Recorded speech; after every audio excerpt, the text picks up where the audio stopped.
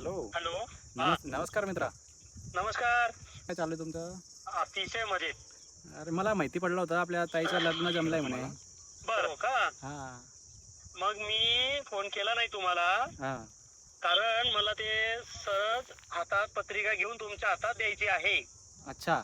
हो, आणि तुम्हाला इन्व्हाइट करायचंय की भाऊ माझ्या पोरीच्या लग्नाला तुम्हाला जरूर जरूर यायचं आहे. अच्छा, तुम्ही त्याच्यासाठी तर फोन केला भाऊ तुम्हाला. हो का? बोला हा ना मग. की मला कळलं की तुमच्या घरी लग्न आहे असं, त्याच्यामुळे तुम्ही माझ्या घरी काही पत्रिका द्यायला येऊ नका. बरं. माझ्यासाठी तुम्ही एवढं लांब येणार, तुमचा पूर्ण दिवस वाया जाईल, त्यापेक्षा तुम्ही लग्नाची दुसरी तयारी करू शकता ना त्याच्या. आणि आपलं एवढं नातं छोटं आहे का हो? तुम्ही का परके आहे का की तुम्ही लग्नाची पत्रिका माझ्या घरी द्याल याल तेव्हा मी तुमच्या लग्नाला येईल असं? नाही, बिलकुल. तेवढं खरं आहे. हा. पण काय आता बाकीच्यांना राग येतो ना, म्हणून मग आपला बाबा एवढा मोठा आपण कार्य करतोय बरोबर बरोबर. तर मग आपली माणसं आलीच पाहिजेत. नाही. त्यासाठी मग हा 8 तास. अहो, आपली माणसं जर आपली असेल तर त्यांना पत्रिकेची काय गरज आहे?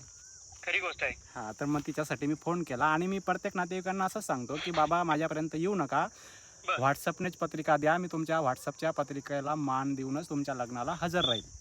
आणि खरं आहे राठोड साहेब, हे तुम्ही जे म्हणताय ते, बरोबर. कारण ही काळाची गरज आहे. ज्याच्या घरी लग्न आहे त्याला अनेक कामं असतात. बिलकुल हा, बिलकुल. आणि त्या व्यक्तीला महत्वाची कामं सोडून घरोघरी पत्रिका वाटायला जावंच लागतं का? त्याच्या मनात भीती आहे की माझ्या घरी लग्न आहे, मोठा कार्य आहे आणि नातेवाईक येणार नाहीत, म्हणून तो या 8 तासापायी भर उन्हामध्ये दिवस रात्र एक करून लग्न पत्रिका वाटत नाही असतो. पण हा हा.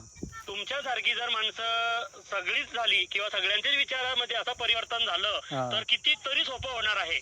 आणि पत्रिकेचा खर्चही वाचेल, वेळही वाचेल आणि सगळ्यांना अगदी सुरळीत काम होऊन जाणार आहे. बरोबर बरोबर. तर माझं पण हेच म्हणणं आहे की आता लग्नावाल्यांचं तर नीड आहे हो, त्यांना त्याची कशी मजबुरी आहे की बरोबर. घरोघरी जाऊन पत्रिका वाटणं आणि सगळ्या नातेवाईकांना देणं, जेणेकरून त्यांचं राग येणार नाही त्यांना आणि ते आपल्या घरी पोहोचतील या हेतूने तो व्यवस्थित आहे, त्याचं बरोबर मॅनेजमेंट आहे. पण जो नातेवाईक आहे, ज्याला माहिती आहे की आपल्या नातेवाईकांकडे लग्न आहे, त्यांनी स्वतःहून फोन केला पाहिजे. म्हणजे आता तुम्हाला कसं निश्चिती झाली का नाही? बिलकुल. असं तर मला सगळ्यांनी सांगितलं तर एवढा आनंद होईल की मला इतर गोष्टींमध्ये मला वेळ देता येईल असं. बरोबर. चालेल. मग मी तुम्हाला आता सांगितलंय, बिलकुल तुम्ही बिंदास राहा आणि व्हॉट्सअपने पत्रिका टाकून द्या. ओके. आणि राठोड साहेब, तुमचा खूप खूप धन्यवाद. आणि अजून एक मी विनंती अशी करेन की तुम्ही ही जी गोष्ट आता मला सांगितली ही अजून इतर आपल्या मित्रांच्या, नातेवाईकांच्या हृदयामध्ये, मनामध्ये उतरवण्याचा तुम्ही प्रयत्न करा. म्हणजे माझ्यासारख्या ज्यांच्या घरी लग्न आहे की त्या लोकांना वेळ मिळेल आणि समाज परिवर्तन पण याच्यातून चांगलं होऊ शकतो. नाही मग माझं खूप खूप आभार. ओके धन्यवाद. चालेल, धन्यवाद. ठीक आहे. तर मित्रांनो, ह्या व्हिडिओच्या माध्यमातून मी आपणास सांगू इच्छितो की माझे नातेवाईक, मित्रमंडळी, माझ्या संपर्कातील जेवढेही लोक असतील, बिनधास्त एक फोन मारा, व्हॉट्सअपने पत्रिका टाका. माझ्या घरापर्यंत यायची गरज नाही.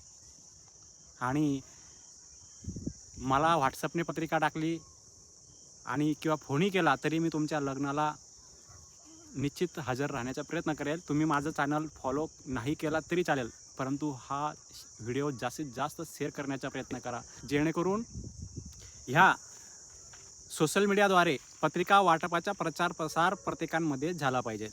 धन्यवाद.